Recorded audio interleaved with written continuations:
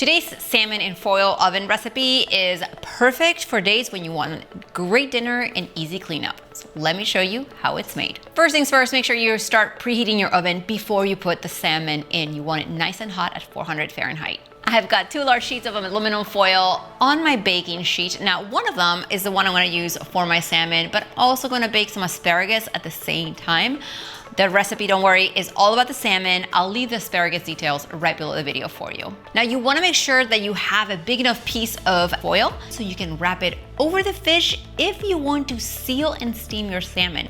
For a nice crispy crust, you're gonna wanna make sure it's a little open so the heat gets right on top. Next, you're gonna place your salmon fillets right on top of the foil, skin side down, and we're gonna make a garlic herb sauce that's out of this world. The sauce has melted butter, garlic, salt, pepper, some herbs. Again, details right below this video. We're gonna make sure you spread all the salmon fillets with this wonderful mixture, just like this.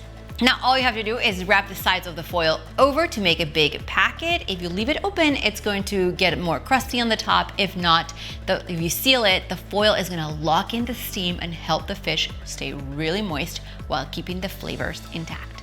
By the way, you can make this recipe with 4 individual salmon portions or a larger piece, whichever you have on hand. Skin on or skinless, both work for this. Now, before I put the baking sheet in the oven, we might as well make this a full meal. So I'm gonna take those asparagus and that second piece of foil, drizzle them with some olive oil, some seasoning, a bit of garlic too, and those are gonna go at the same time of the salmon, which is about 12 to 15 minutes. And now I have my fish packet and I have my veggies on the side, and this is ready to go in the oven.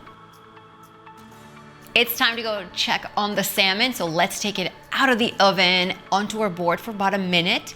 And look, you can see that the meat at the thickest part has already begun to flake off with a fork. It's so juicy. Wow, let's plate this and give you a closer look. Guys, it smells so good. I have an entire meal here, but I know you want to see up close. Delicious. You've got to try it. Make this epic salmon at home by grabbing the recipe details right below the video, and see you guys next time.